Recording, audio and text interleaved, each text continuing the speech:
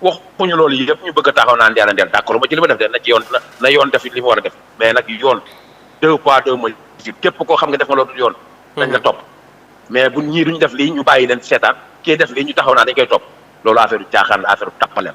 d'accord merci beaucoup. merci di ko jaajëfal ci woote bi jaajëfal Talla Thioune moom je pense qu'il est en Mauritanie parce que drapeau Mauritanie la ñu defal Ibrahima Ba nee na l'esclave qui n'est pas capable d'assumer sa révolte ne mérite pas que l'on s'apitoie sur son sort, seule la lutte libère di ko jaajëfal ci kàddu yooyu Mamadou Amar nee na journalistes yi daal ñoom ñooy parents pauvres des acteurs politiques ñoo ko gisandoo de ngay moom fu nekk lañ ñuy dalee da ngay poser question sax ñu ne da ngay farak yaa ngi manipuler donc loolu moom on a l'habitude de l'entendre Binta Sarr waaw mooy loolu daal vraiment ñoo ngi jaajëfal ñëpp di xaar keneen ci 77 810 90 90 mbokk bi na ngeen def. asalaamaaleykum sëñ Jérôme. oui Sonko na ngeen def. Jérôme maa ngi lay ziar. maa ngi lay delloo ziar naka journée bi. sant yàlla bu baax. aca bismillah. waaw bëggoon participer un peu rek ci thématique bi. parce que pour man on est bientôt proche de la dernière phase finale. de ce duel d'enfer depuis plus de 2 ans maintenant. li ma si jaaxal mooy affaire bi à chaque fois dañuy ne jeex na mais à chaque fois. mais du jeex. y a un nouvel épisode.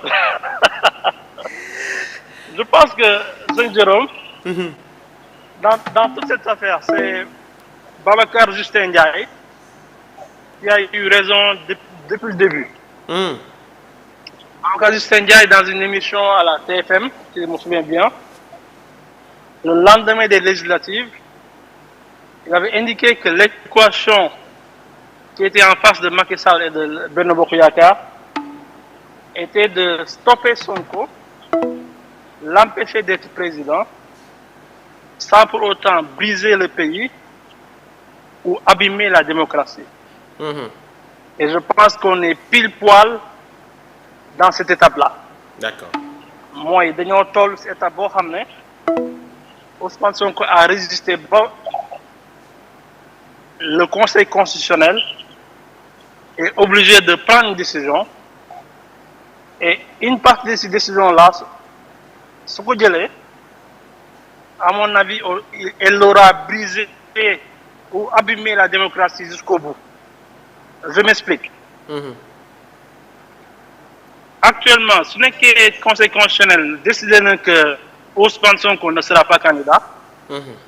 Elle aura donné blanc-seing à tout futur régime, donc que ça soit en 2024, 2029, allez 2034, de pouvoir bloquer leurs opposants politiques sans pour autant se baser sur la justice. Et pour moi, ce serait un précédent extrêmement dangereux. Parce que là, actuellement, si on permet à un régime de faire fi des décisions de justice, d'utiliser l'administration pour bloquer un candidat, c'est la fin de l'état de droit et c'est la fin du principe de séparation du pouvoir. Et ça me rappelle encore, comme je dis, cette fameuse phrase de Babacar Justin Ndiaye. Quoi que soit la décision, elle sera historique. Et je pense qu'on va tous prier pour le Conseil constitutionnel pour qu'elle prenne la bonne décision parce que l'avenir du Sénégal en dépend et même l'avenir de toute une génération en dépend aussi. Parce que décision bi suñ ko jëlee ce sera la fin de l'état de droit. Allô Jérôme, tu m'entends? maa ngi lay dégg bu baax a baax Sonko. waaw donc second point bi c'est par rapport à Ndella Madior. Donc pour man Ndella Madior, comme tous les Sénégalais, j'ai été surpris de voir les révélations des journaux de ce matin. Parce que pour moi, initialement, lorsque j'ai vu les vidéos de Jean-François qui a fuité, c'était juste une sorte de négligence, etc. Mais là, on découvre qu'il y a eu mort d'enfants. Ah ouais, il y en a eu combien? On parle de 4 à 6, hein? De 4 à 6. Ah merde. Donc là, ça devient extrêmement grave. Et certains même ont été inhumés de façon frauduleuse. Mon Dieu. Donc pour moi, l'affaire est devenue du jour au lendemain quelque chose boo xam ne c'était juste un fait divers à une affaire qui est potentiellement un scandale d'État, Jérôme. Moi, je me suis amusé à aller sur sa page Facebook. J'ai regardé les vidéos parce qu'elle se cachait pas.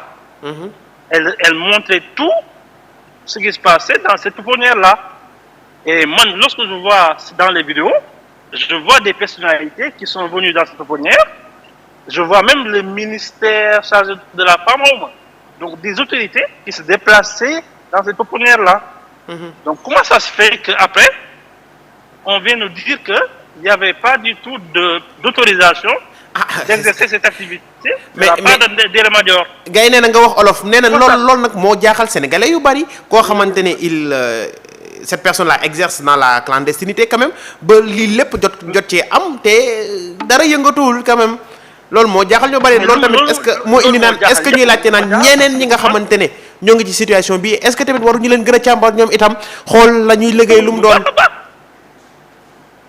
Non mais Jérôme man loolu c'est pour man c'est un gros scandale parce que man j'ai vu benn vidéo dans sa page Facebook boo xam ne c'est le ministère chargé de la femme xawma des enfants moo ñëw di xool un peu les lieux mais donc comment ça se fait ils l'ont laissé exercer pendant tout ce temps sans pour autant avoir un permis une autorisation moo tax man l'affaire là elle est extrêmement grave parce que pour man si on était dans un pays normal il y aurait eu des démissions depuis longtemps parce que Ndella Madior elle va pas porter à elle seule le chapeau il y a beaucoup de gens qui étaient au courant qui ont décidé de fermer les yeux et en matière pénale on appelle ça de la non-assistance de personnes en danger et loolu c'est extrêmement grave et j'espère que les enquêtes vont aller jusqu'au bout parce que lui il faut que ñu régler ko.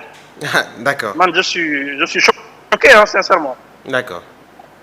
Merci beaucoup Jérôme de l'écoute et maa ngi jégalu si wolof bi de maa ngi jégalu de. amul problème. Allez bonne journée à tout le monde. merci xam naa dinañ ci gën a dëkkaat di xaar keneen ci 77 810 90 90 waaw Kelzo sama waa ji moom da ngay comprendre moom nasaraan see ko ëpp doole Kelzo Youssoufa Sonko moom nasaraan see ko ëpp doole xam nga lay li gars yi di wax rek kàllaama gi nga xamante ne moo ngay ëpp li ngay làkk des fois tamit daanaka mënoo wax ñaar ñett te doo ko ci boole donc moom c'est le français donc c'est pour cela que lu mu wax moom day jàpp ne ay tubaab lay waxal mais gars yi ñoo ngi koy comprendre Kelzo di jégalu ci Youssoufa Sonko moom nga xamante ne moom français rek la gën a mëne daal di jaajëfal di ko la jaajëfal bu baax yaa ak sëñ Bassi ak Bassirou Cissé Sidi Beddafe ñoo ngi koy nuyu Mamadou Amar ñoo ngi koy jaajëfal Omar Touré moom nee na Sonko sera candidat lors des élections présidentielles de 2024 loolu la daal di